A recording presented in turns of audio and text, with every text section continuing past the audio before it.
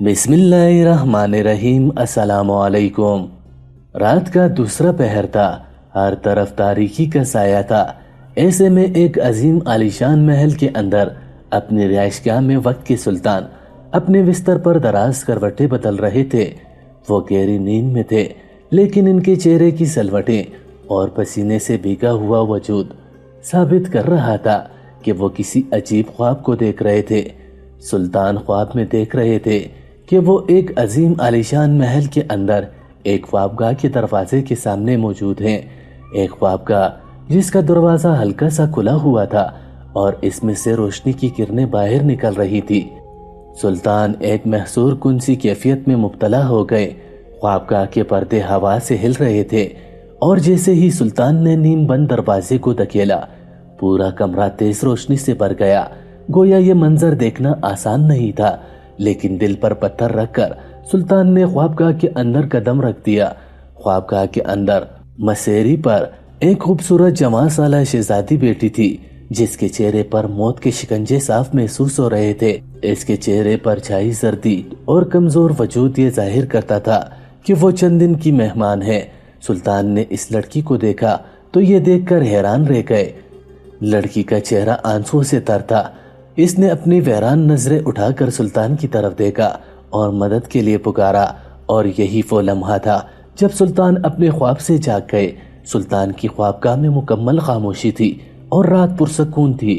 طوفان تھے تو صرف سلطان کے دماغ میں، لیکن آخر یہ سلطان کون تھا اور انہوں نے ایسا خواب کیوں دیکھا؟ خواب میں دکھائی جانے والی وہ لڑکی کون تھی جس کی موت اس کے چہرے پر دستک دے رہی تھی؟ یہ اپنے وقت کے مشہور سلطان صلاح الدین ایوبی تھے، جن کی ذہانت اور بہادری کے قصے تاریخ کی کتابوں میں بھرے پڑے ہیں اور جن کی عقل مندی کا سکہ پوری دنیا میں چلتا تھا۔ کفار بھی جن کی ذہانت اور بہادری کے سامنے پانی پانی ہو جاتے تھے۔ یہ وہ سلطان ایوبی تھے جنہوں نے آدھی دنیا فتح کر کے اسلام کا رائج قائم کیا۔ لیکن آخر سلطان صلاح الدین ایوبی کے خواب میں ایسی لڑکی کیوں نظر آئی؟ سلطان گہری فکر اور پریشانی کا شکار تھے کہ انہیں خواب میں دکھائی جانے والی اس انجان لڑکی کا سلطان سے کیا تعلق ہے، کیونکہ وہ ایک برگزیدہ شخصیت تھے اور وہ اس بات پر حیران تھے کہ ان کے خواب بلا مقصد اور بلا وجہ نہیں آتے۔ وہ عبادت کر کے سویا کرتے تھے اور ان کے خوابوں کا ایک خاص اشارہ ہوتا تھا۔ اس خواب میں انہیں کسی جانب اشارہ کیا گیا تھا۔ آخر وہ لڑکی کون تھی اور اسے کس طرح کی مدد کی ضرورت تھی؟ کیا واقعی وہ لڑکی سلطان صلاح الدین ایوبی کی مددگار طلبگار تھی؟ یہ جان کر سلطان بے چین ہو گئے، کیونکہ وہ ایک دردمند دل رکھنے والے بادشاہ تھے اور ان کی رعایا میں جب تک ہر کوئی سکون کی نیند نہ سو جاتا، بادشاہ کو اپنے بستر پر نیند نہیں آتی تھی۔ یہی وجہ تھی کہ ایک مدد کی طالب لڑکی کا جان کر سلطان تمام رات بے چینی کا شکار رہے۔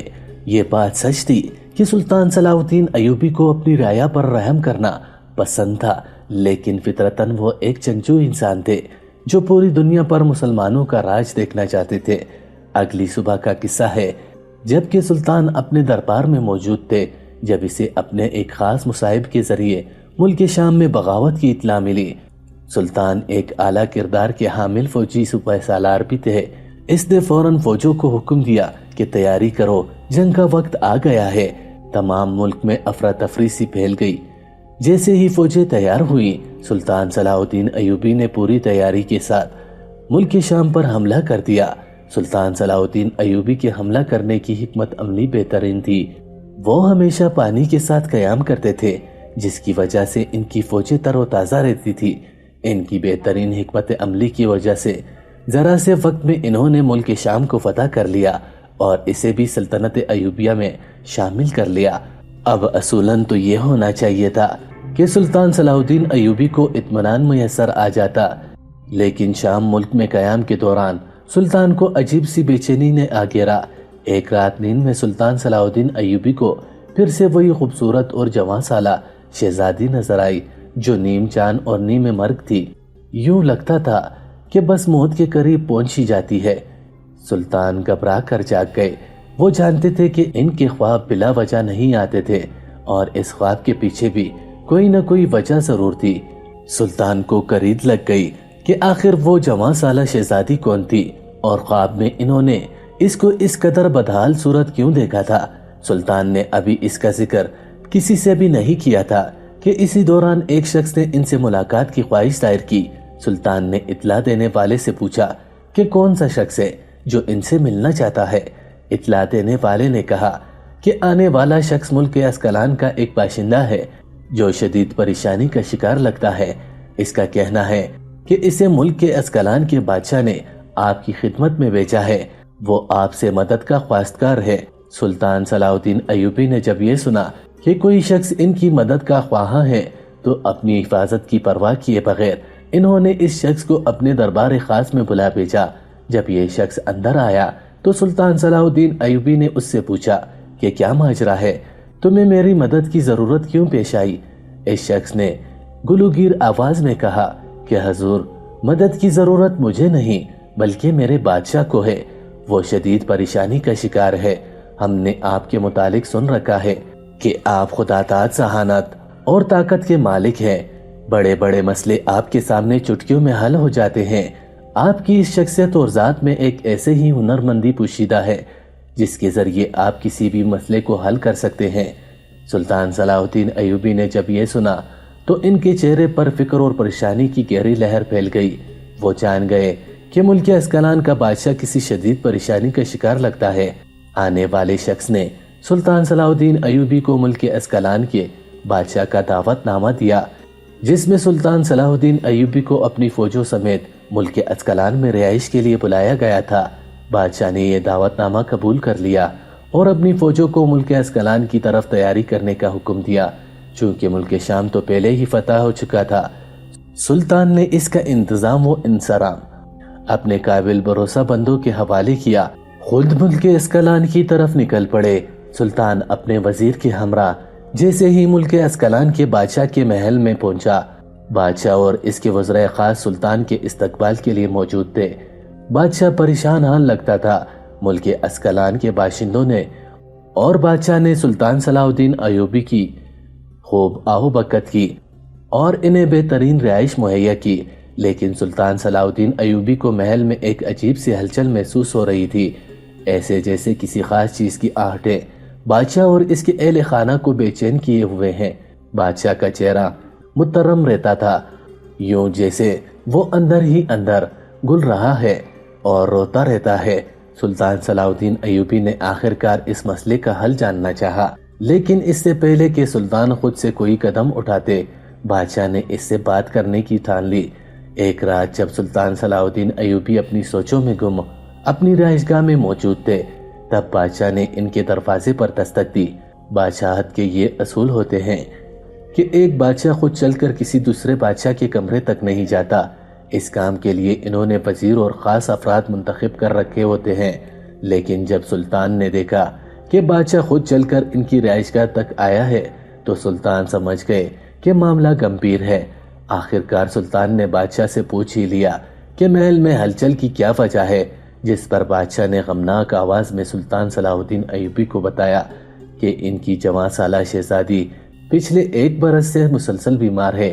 بادشاہ نے بتایا کہ انہوں نے کوئی دنیا کا طبیب یا علاج نہیں چھوڑا، یہاں تک کہ وہ طریقہ علاج بھی استعمال کر چھوڑا ہے کہ جس کے بارے میں کوئی جانتا تک نہیں، لیکن شہزادی کی حالت سنبھلنے کے بجائے روز بروز گرتی ہی چلی جا رہی ہے۔ یوں سمجھ لیں کہ شہزادی کا جتنا علاج ہوتا تھا اس کی حالت اتنی ہی بگڑتی جاتی تھی۔ علاج بجائے فائدہ دینے کے شہزادی کو مزید نقصان دے رہا تھا۔ بادشاہ اپنی اکلوتی بیٹی کے اس حال سے شاید پریشان تھا۔ سلطان کے طبیبوں نے تو کب کا بادشاہ کو جواب دے دیا تھا کہ ان کی شہزادی اب ٹھیک نہیں ہو سکتی، لیکن بادشاہ کو امید باقی تھی۔ اس نے پوری دنیا سے عقل مند طبیب بھی منگوا کر دیکھ لیا تھا، مگر شہزادی کی حالت ذرا سدھرنے کے بجائے مزید بگڑتی ہی جا رہی تھی۔ یک بادشاہ نے سلطان صلاح الدین ایوبی کے سامنے ہاتھ جوڑ دیے اور کہنے لگا، اے حضرت، میں نے آپ کی شہرت سن رکھی ہے۔ ایسا نہیں ہے کہ میں نے یہاں پر آپ کو کسی لالچ میں بلایا ہے، یہاں آپ کے کسی طبیب کو نہیں منگوانا چاہتا، نہ ہی میں آپ سے کسی اور طرح کی مدد کا خواستگار ہوں۔ میں بس یہ چاہتا ہوں کہ جس طرح خدا نے آپ کو بہترین عقل اور ذہانت عطا کی ہے، اور آپ کو علم طبیبی کی بھی سوچ بوجھ ہے تو آپ میری بیٹی سے ملاقات کیجیے۔ مجھے پورا یقین ہے کہ آپ کو اس کا مرض سمجھ میں آ جائے گا اور آپ کے علاج سے میری جان بلب بیٹی زندگی کی طرف لوٹ آئے گی۔ سلطان صلاح الدین ایوبی نے جب یہ سنا تو انہیں اپنے رات کو خواب میں دکھائی جانے والی شہزادی یاد آ گئی، جس کے چہرے کی پلاہٹ سلطان کو دن میں بھی بھولے نہیں پا رہی تھی۔ سلطان نے ایک لمحے بھی ضائع کیے بغیر بادشاہ کی درخواست کو قبول کر لیا اور کہا کہ مجھے اپنی بیٹی کی رہائشگاہ تک لے جائے۔ بادشاہ کی تو دلی مراد پر آئی۔ اس نے فوراً سلطان صلاح الدین ایوبی کو اپنے ساتھ لیا اور محل کی اندرونی راستوں سے ہوتا ہوا اپنی اکلوتی بیٹی کے کمرے کی طرف چل دیا۔ شہزادی کے کمرے کے باہر رات کے اس پہر بھی ہلچل تھی۔ دو طبیب اس کے سرانے موجود تھے جو بار بار اس کے نبض چیک کرتے تھے۔ دونوں طبیبوں کے چہروں پر شدید مایوسی تھی۔ سلطان صلاح الدین ایوبی نے رہائشگاہ میں داخل ہوتے ساتھ شہزادی کا چہرہ دیکھا۔ یہ وہی شہزادی تھی جسے رات میں سلطان نے اپنے خواب میں دیکھا تھا۔ سلطان چونک گئے۔ وہ یہ جاننا چاہتے تھے کہ آخر یہ شہزادی ان کے خواب میں کیوں دکھائی گئی؟ کیا واقعی وہ اس کا علاج کر سکتے تھے؟ لیکن وہ تو ایک سپہ سالار تھے، کوئی طبیب نہیں۔ اس بات کا جواب سلطان صلاح الدین ایوبی کو اگلے چند لمحات میں ملنے والا تھا۔ سلطان نے آگے بڑھ کر غور سے شہزادی کا چہرہ دیکھا۔ وہ موت سے بس چند قدموں کی دوری پر تھی۔ آہٹ سن کر شہزادی نے ہلکی سی آنکھیں کھولی اور اپنے باپ کے ساتھ ایک اجنبی کو دیکھ کر چونک گئی۔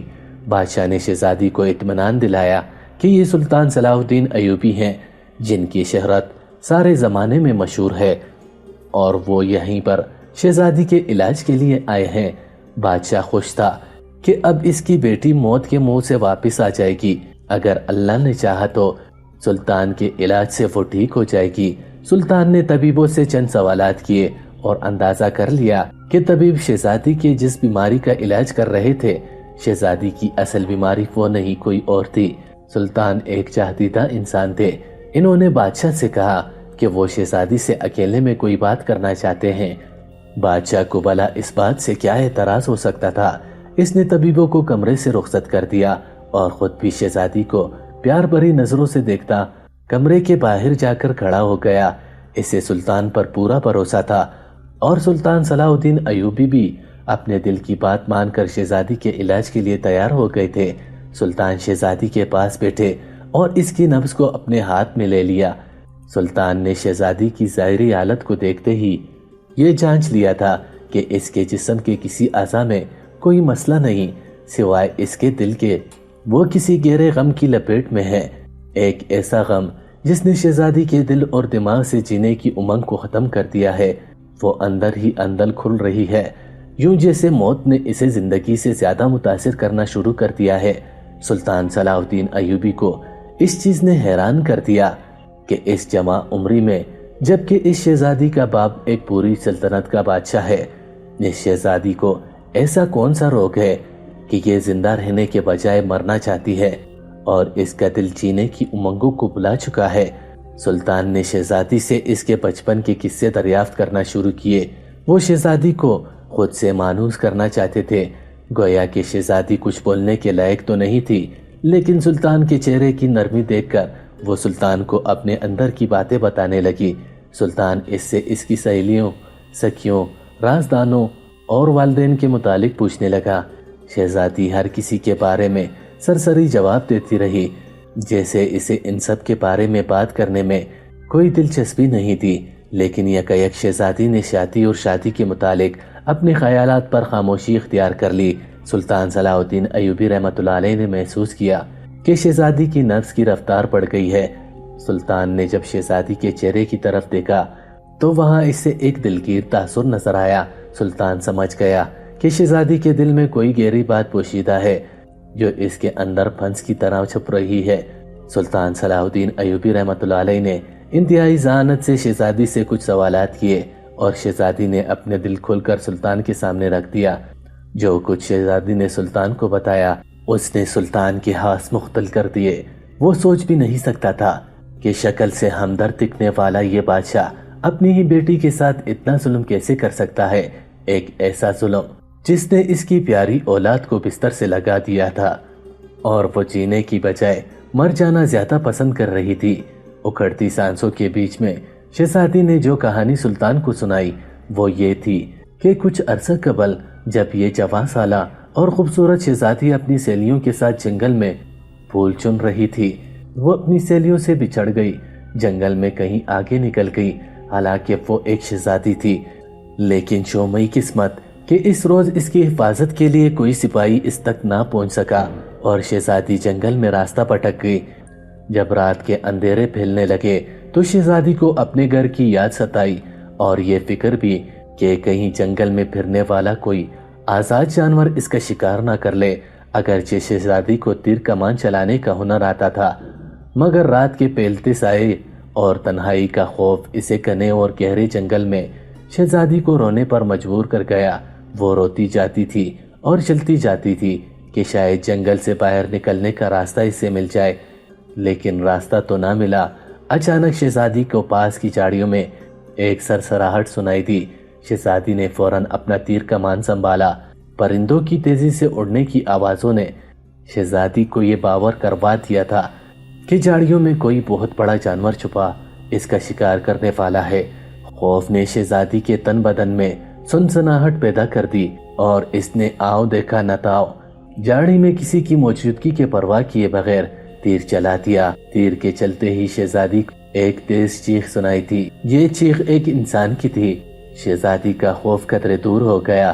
اس نے آگے بڑھ کر جھاڑیاں ہٹائیں تو یہ دیکھ کر حیران رہ گئی کہ وہاں ایک لکڑہارا اپنے دن بھر کی جمع شدہ لکڑیوں کو سمیٹتے ہوئے اس کا تیر کھا بیٹھا ہے۔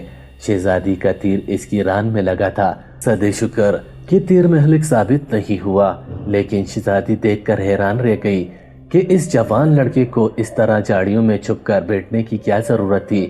شہزادی کو فطرتاً غصہ آیا اور اس نے اس لڑکے کو مخاطب کر کے کہا، اے لکڑہارے، آخر تم اس جھاڑی میں چھپ کر کیا کر رہے تھے، جبکہ تم دیکھ رہے تھے کہ میں ایک پریشان حال شہزادی ہوں جو راستے کی تلاش میں بھٹک رہی ہوں۔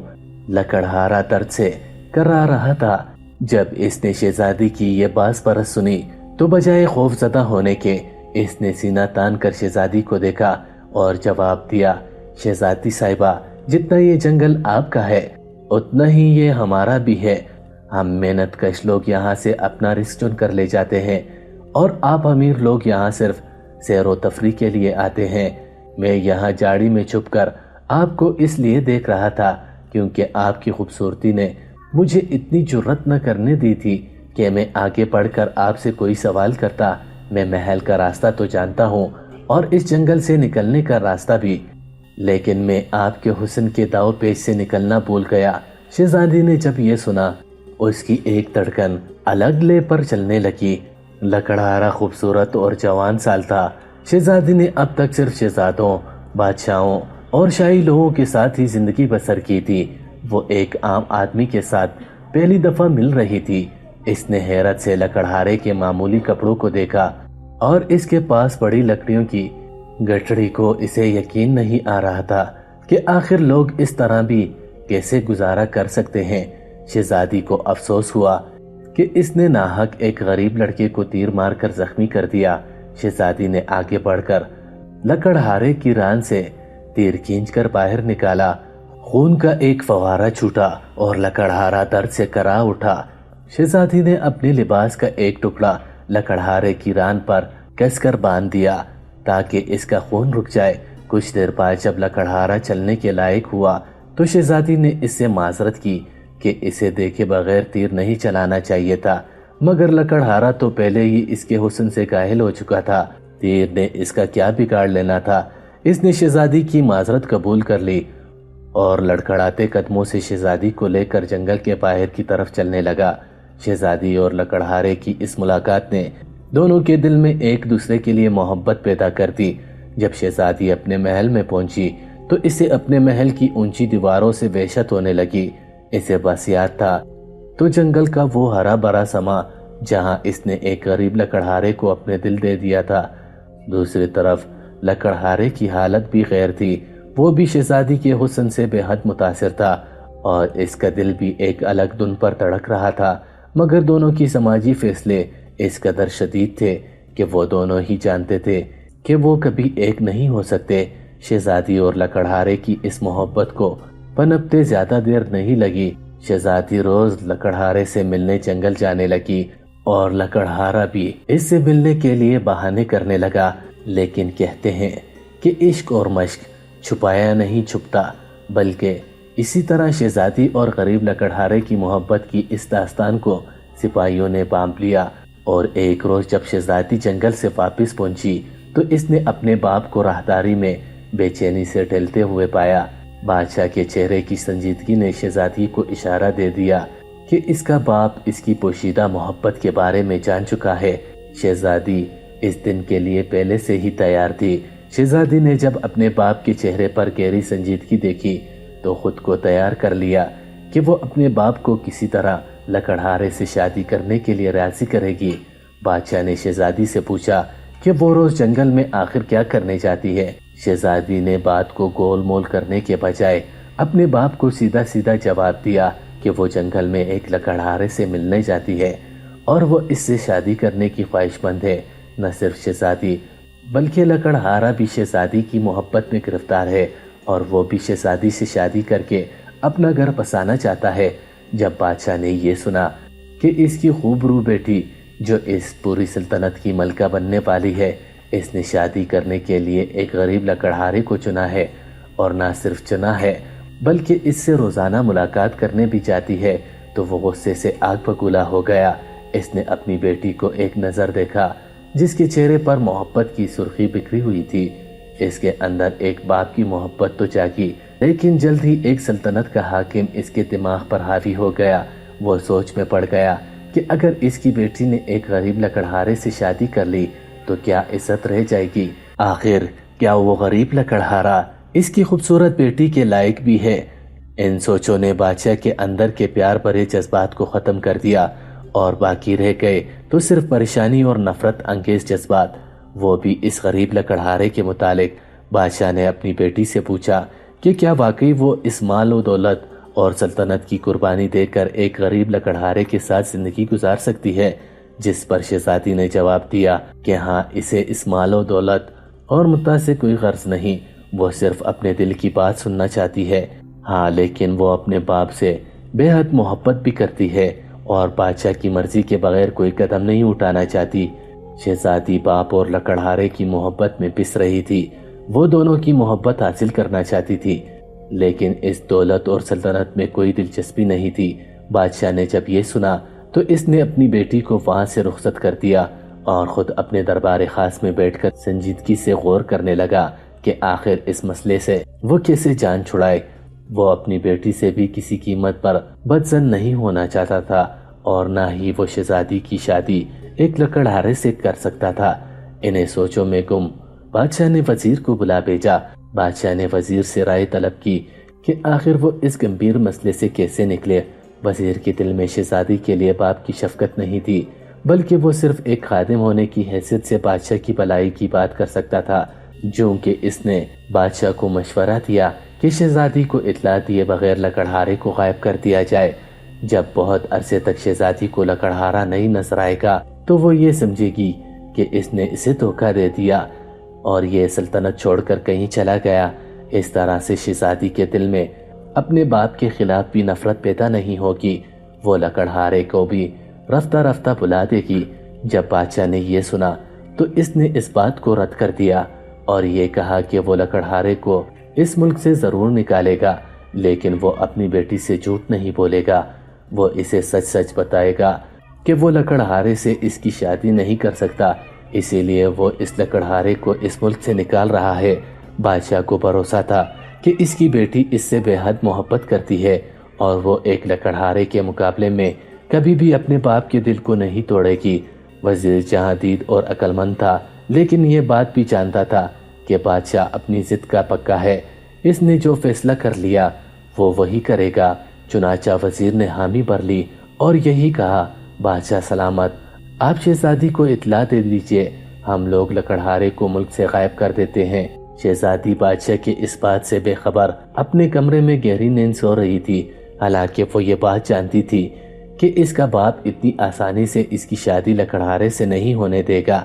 لیکن وہ یہ محسوس کرتی تھی کہ بادشاہ اپنی بیٹی سے بے حد محبت کرتا ہے اور بیٹی کی خوشی کی خاطر یہ کڑوا انگوٹ آرام سے پی لے گا۔ شہزادی کو پتہ نہیں تھا کہ اس کے دل کی دنیا اگلی صبح تک ختم ہو جانے والی ہے۔ نیا دن شروع ہوا اور شہزادی اپنی سہیلیوں کے ہمراہ حسب معمول جنگل کی طرف چلی گئی۔ شہزادی نے اپنی ٹوکری میں کئی پھول چنے اور اپنی مخصوص جگہ بیٹھ کر لکڑہارے کا انتظار کرنے لگی، لیکن اس دن شہزادی کا انتظار بے سود ثابت ہوا۔ لکڑہارے کو نہ آنا تھا، وہ نہ آیا۔ شام ڈلے شہزادی اپنے انتظار سے تھک ہار کر جب اپنے گھر کو لوٹی تو اس نے دیکھا کہ راہداری میں اس کا باپ کل کی طرح ہی اس کا انتظار کر رہا تھا۔ شہزادی کے دل میں ایک کھٹکا سا ہوا۔ وہ جان گئی کہ بادشاہ نے لکڑہارے کے ساتھ کچھ نہ کچھ غلط ضرور کر دیا ہے۔ شہزادی کا دل مچل گیا۔ اس نے اپنے باپ سے سوال کیا کہ کیا واقعی اس نے لکڑہارے کے ساتھ کوئی غلط سلوک کیا ہے جس کی بنیاد پر وہ آج جنگل میں شہزادی سے ملنے نہیں آ سکا تھا۔ بادشاہ چونکہ پہلے ہی یہ عہد کر چکا تھا کہ وہ اپنی بیٹی سے جھوٹ نہیں بولے گا اور اس کو سچ سچ بتائے گا کہ اس نے لکڑہارے کو ملک سے باہر نکال دیا ہے، تو اس میں ایک ٹھنڈی سانس بھری اور پھر اپنی بیٹی سے کہا، پیاری بیٹی، میں جانتا ہوں کہ تمہارے دل میں لکڑہارے کے لیے محبت بھرے جذبات تھے، لیکن تمہاری اس سے شادی کسی بھی طرح ہماری سلطنت کے لیے فائدہ مند ثابت نہیں ہوتی۔ اسی لیے میں نے اس غریب لکڑہارے کو آج صبح اس کے گھر والوں سمیت ملک بدر کر دیا ہے۔ میں نہیں جانتا وہ کہاں ہے اور تمہیں بھی جاننے کی ضرورت نہیں۔ بہتر یہی ہے کہ تم اپنے مستقبل کے بارے میں سنجیدگی سے سوچو۔ یہ سب کچھ میں نے تمہاری بھلائی کے لیے ہی کیا ہے، کیونکہ میں تم سے بے حد پیار کرتا ہوں۔ بادشاہ کی ان باتوں سے شہزادی کو محسوس ہوا کہ اس کے دل کی دنیا ختم ہوتی جا رہی ہے، لیکن وہ ایک اچھی بیٹی بھی تھی جس نے اپنے باپ کے سامنے نظر نہیں اٹھائی اور اس نے خاموشی سے اپنے باپ کا فیصلہ تسلیم کر لیا۔ لیکن اس روز کے بعد سے شہزادی کو ایک خاموشی لگ گئی، ایک ایسی خاموشی جو اندر ہی اندر گن کی طرح اس کو کھانے لگی۔ رفتہ رفتہ شہزادی بستر سے جا لگی۔ وہ لکڑہارے کی محبت کو اپنے دل سے نہ نکال سکی اور اپنے باپ کے سامنے بغاوت کا جذبہ بھی پیدا نہ کر سکی۔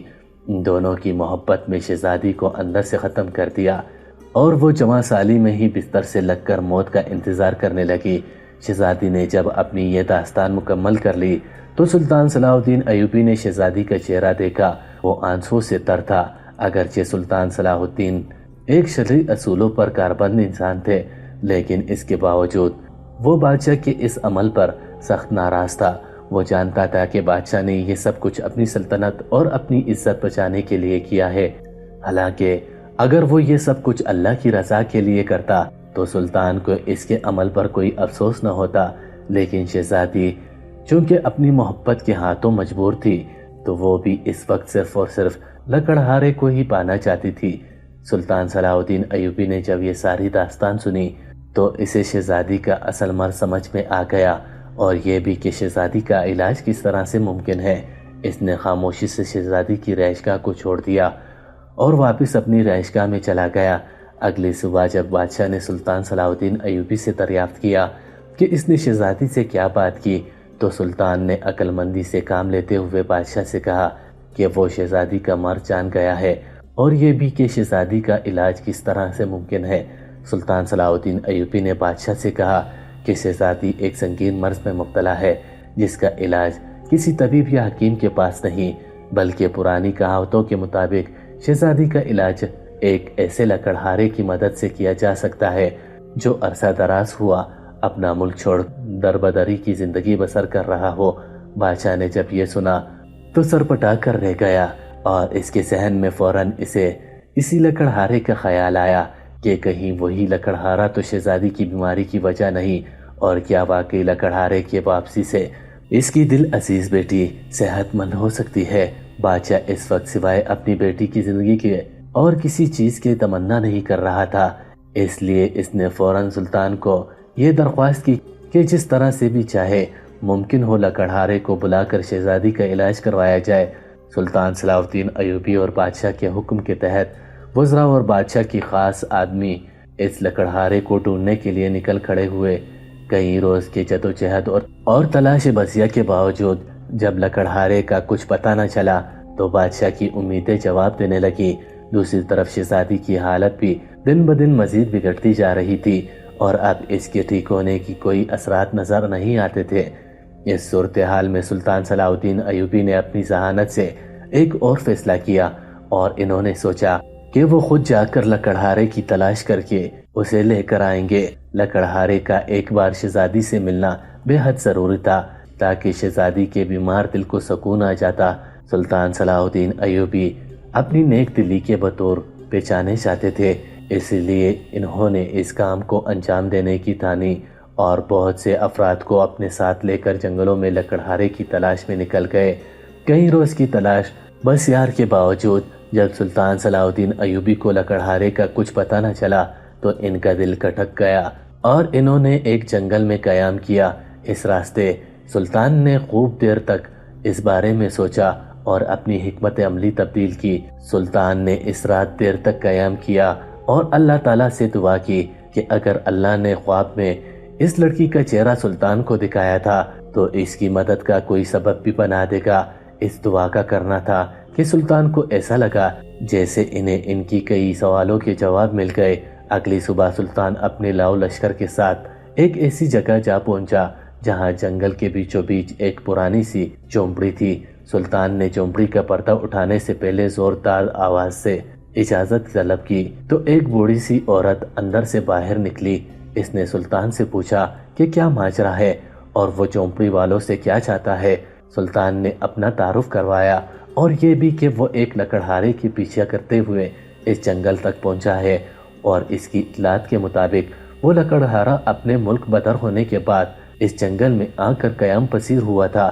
سلطان کا یہ کہنا تھا کہ بوڑھی عورت رونے لگ گئی اور اس نے کہا کہ اے سلطان، آپ بالکل صحیح جگہ پر پہنچے ہیں، یہ بالکل اسی لکڑہارے کا گھر ہے اور جب ہمیں ہمارے ملک سے نکال دیا گیا تھا تو ہمیں کوئی جائے پناہ نہ ملی تھی اور ہم بحالت مجبوری اس جنگل میں آ کر یہ جھونپڑی لگا کر بیٹھ گئے تھے۔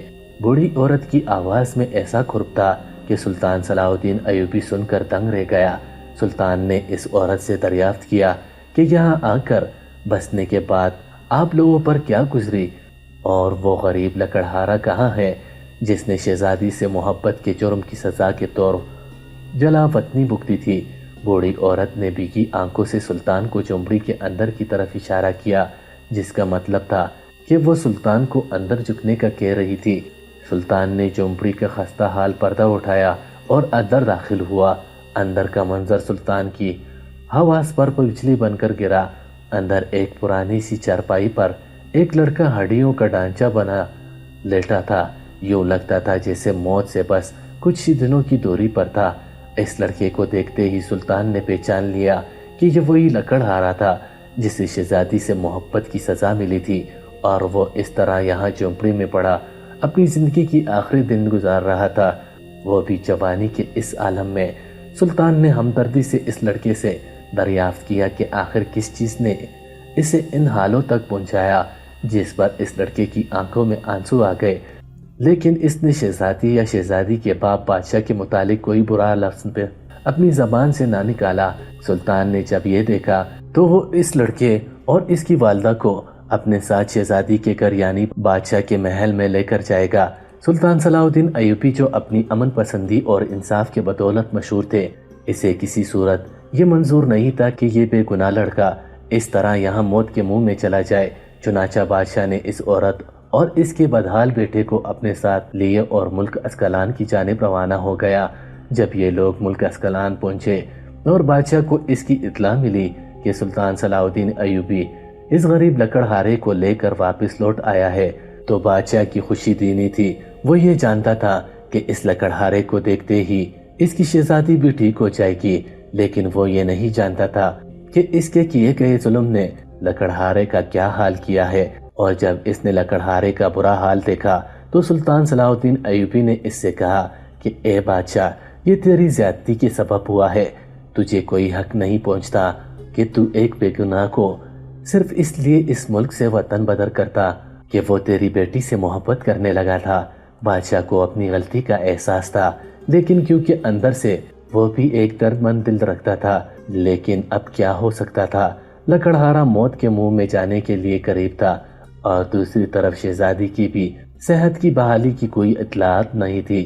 بادشاہ نے اس غریب لکڑہارے اور اس کی ماں سے معافی مانگی اور انہیں بڑی شان و شوکت سے اپنے محل میں ٹھہرایا۔ بڑے سے بڑے طبیب منگا کر اس نے لکڑہارے کے علاج پر مقرر کروا دیا، لیکن جو دل کی مریض ہوتے ہیں وہ طبیبوں کے علاج سے درست نہیں ہوتے۔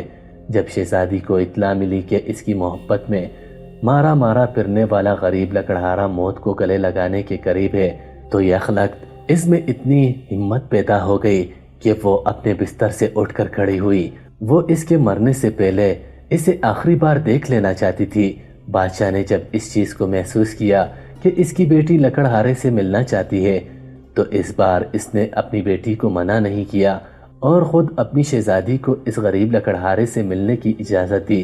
جب یہ دونوں بدقسمت نوجوان ایک دوسرے سے ملے تو ایک دوسرے کی حالت دیکھ کر رو پڑے، لیکن اب کیا ہو سکتا تھا سوائے اس کے کہ وہ دونوں ایک دوسرے کی صحت کی دعا دیتے۔ دونوں کی زندگی کے کئی قیمتی سال ضائع ہو چکے تھے۔ شہزادی نے لکڑہارے کو کئی تسلیاں دی کہ ملک کے بہترین طبیب اس کا علاج کر دیں گے۔ دراصل لکڑہارے کی اس حال کو دیکھ کر شہزادی کو اپنا غم بھول گیا تھا، اور ویسے بھی وہ تو صرف انجانے میں اس کے چلے جانے کی وجہ سے صدمے میں تھی۔ اب جب اس نے لکڑہارے کو اپنے سامنے دیکھا تو اسے اپنی حالت بھول گئی اور لکڑہارے کی حالت بد کو دیکھ دیکھ کر پریشان ہوتی تھی، لیکن چند دن گزرنے کے بعد ہی صحتیاب نہ ہو سکا اور اللہ کو پیارا ہو گیا۔ ہونا تو یہ چاہیے تھا کہ اس صدمے سے شہزادی کا برا حال ہو جاتا، لیکن اس کا دل قرار پا چکا تھا۔ وہ یہ جان چکی تھی کہ زندگی میں محبت ہی سب کچھ نہیں ہوتی، بلکہ صحت سے بڑھ کر بھی کوئی نعمت نہیں۔ لکڑہارے کی موت سے پہلے اس کی ملاقات نے شہزادی کے دل کو ایک تسکین بخش دی تھی، اور اس کی مرتی ہوئی روح دوبارہ سے زندہ ہو گئی۔ اسے اپنے باپ سے کوئی شکوہ یا شکایت نہیں تھی، کیونکہ اس نے وزیر کے مشورے سے یہ فیصلہ کیا تھا کہ وہ لکڑہارے کو ملک بدر کر دیتا۔ بادشاہ نے لکڑہارے کی آخری رسومات کو اپنی روایات کے مطابق انجام دیا، گویا کہ وہ اس کی زندگی میں اپنے داماد نہ بنا سکا، لیکن اس کی موت کے بعد بادشاہ کو شدید شرمندگی محسوس ہوتی تھی۔ شہزادی بھی روز بروز صحتیاب ہونے لگی، اور سلطان صلاح الدین ایوبی نے جب یہ دیکھا کہ ملک کے اسکلان میں اس کی ضرورت اب ختم ہو چلی ہے تو اس نے بادشاہ سے اجازت چاہی۔ سلطان نے بادشاہ سے اجازت چاہتے وقت یہ کہا کہ وہ کسی بھی صورت میں کسی بھی گناہ پر ظلم نہ کرے، اور اگر اسے لگے کہ کسی وجہ سے اس کے اپنے گھر سلطنت یا بادشاہت کو خطرہ ہے تو عدل اور انصاف پر مبنی فیصلہ کرے، نہ کہ اس طرح کے فیصلے کہ اس نے اپنی بیٹی کو لکڑہارے سے دور کرنے کے لیے غریب لکڑہارے کو ہی ملک سے نکال دیا۔ وہ چاہتا تو اپنی بیٹی کو سمجھا سکتا تھا، وہ چاہتا تو لکڑہارے کو سمجھا سکتا تھا، یا پھر ان دونوں کے معاشی فرق کے باوجود دونوں کی شادی کروا کر بڑے پن کا ثبوت بھی دے سکتا تھا، لیکن بادشاہ نے ایسا نہ کیا اور اس کی بڑی قیمت ادا کی۔ لکڑہارے کی موت نے بادشاہ کی بیٹی کے ساتھ عجیب سلوک کیا۔ بجائے اس کے کہ وہ موت کے قریب ہوتی، وہ ٹھیک ہونے لگ گئی، کیونکہ اس کے دل کو ایک عجیب سا قرار آ گیا تھا۔ کسی شخص کے ہو جانے سے انسان کے دل کو جو بے قراری لاحق ہوتی ہے، اس کو واپس پا کر شہزادی کے دل کو سکون لاحق ہو گیا تھا۔ اب چاہے اس لکڑہارے کی موت واقع ہو گئی تھی، مگر شہزادی یہ بات جان چکی تھی کہ آخر دم تک لکڑہارا شہزادی سے محبت کرتا تھا، اور اس کے دل میں شہزادی کے لیے دھوکے نام کی کوئی چیز نہیں تھی۔ شہزادی نے یہ بات جان لی تھی کہ اس کا باپ بادشاہ ملکی معاملات کے تحت مجبور تھا اور اس کی شادی ایک لکڑہارے کے ساتھ نہیں کرا سکتا تھا۔ اس کے دل میں اپنے باپ کے خلاف نفرت انگیز جذبات نہیں تھی، بلکہ وہ ایک اچھی بیٹی کی طرح اپنے باپ کے مسائل سے واقف تھی۔ اس نے اپنے دل کو پرسکون کیا، اور وقت کے ساتھ ساتھ شہزادی ٹھیک ہو گئی، اور ساتھ ہی اس شخصیت میں ایک عجیب سا رنگ پیدا ہوا۔ وہ اپنے باپ سے پہلے ہی کی طرح پیار کرنے لگی، لیکن اس کے ساتھ ساتھ اس کے اندر عدل اور انصاف اور غریبوں کے لیے رحم کے جذبات ابھر کر سامنے آئے۔ وہ اپنے وقت کی بے مثال ملکہ ثابت ہوئی، اور یہ سب سلطان صلاح الدین ایوبی کے درست فیصلوں کی وجہ سے ہوا، کیونکہ انسان ایک دوسرے سے محبت کے رشتوں سے بھی جڑے ہوتے ہیں، لازمی نہیں کہ ہر رشتے کا کوئی نام ہو۔ ہاں، شرعن لحاظ سے کچھ رشتے جائز نہیں ہوتے، لیکن اسلام میں ان کو قابل قبول بنانے کے لیے کئی شرطیں موجود ہیں، اور اسلام نے ذات پات اور دولت کے فرق کی وجہ سے شادی نہ کرنے کا کوئی تصور نہیں۔ سلطان صلاح الدین ایوبی اپنے وزیر اور خاص بندوں کے ہمراہ اپنے ملک لوٹ گئے۔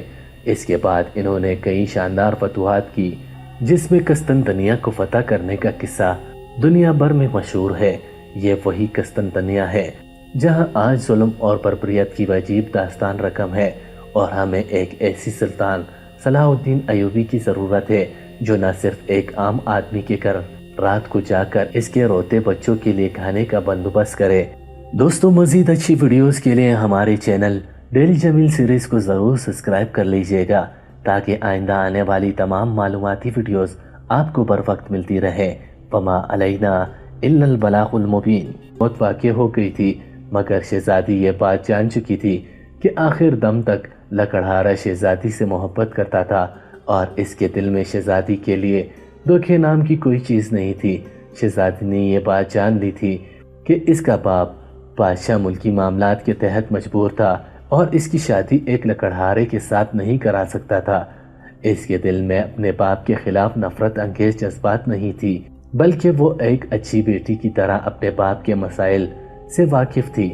اس نے اپنے دل کو پرسکون کیا، اور وقت کے ساتھ ساتھ شہزادی ٹھیک ہو گئی، اور ساتھ ہی اس شخصیت میں ایک عجیب سا رنگ پیدا ہوا۔ وہ اپنے باپ سے پہلے ہی کی طرح پیار کرنے لگی، لیکن اس کے ساتھ ساتھ اس کے اندر عدل اور انصاف اور غریبوں کے لیے رحم کے جذبات ابھر کر سامنے آئے۔ وہ اپنے وقت کی بے مثال ملکہ ثابت ہوئی، اور یہ سب سلطان صلاح الدین ایوبی کے درست فیصلوں کی وجہ سے ہوا، کیونکہ انسان ایک دوسرے سے محبت کے رشتوں سے بھی جڑے ہوتے ہیں۔ لازمی نہیں کہ ہر رشتے کا کوئی نام ہو۔ ہاں، شرعن لحاظ سے کچھ رشتے جائز نہیں ہوتے، لیکن اسلام میں ان کو قابل قبول بنانے کے لیے کئی شرطیں موجود ہیں، اور اسلام نے ذات پات اور دولت کے فرق کی وجہ سے شادی نہ کرنے کا کوئی تصور نہیں۔ سلطان صلاح الدین ایوبی اپنے وزیر اور خاص بندوں کے ہمراہ اپنے ملک لوٹ گئے۔ اس کے بعد انہوں نے کئی شاندار فتوحات کی، جس میں قسطنطنیہ کو فتح کرنے کا قصہ دنیا بھر میں مشہور ہے۔ یہ وہی قسطنطنیہ ہے جہاں آج ظلم اور بربریت کی عجیب داستان رقم ہے، اور ہمیں ایک ایسی سلطان صلاح الدین ایوبی کی ضرورت ہے جو نہ صرف ایک عام آدمی کے گھر رات کو جا کر اس کے روتے بچوں کے لیے کھانے کا بندوبست کرے۔ دوستو، مزید اچھی ویڈیوز کے لیے ہمارے چینل ڈیلی جمیل سیریز کو ضرور سبسکرائب کر لیجئے گا، تاکہ آئندہ آنے والی تمام معلوماتی ویڈیوز آپ کو بر وقت ملتی رہے۔ وما علینا الا البلاغ المبین، تاکہ آئندہ آنے والی تمام معلوماتی ویڈیوز آپ کو بر وقت ملتی رہے۔ وما علینا الا البلاغ المبین۔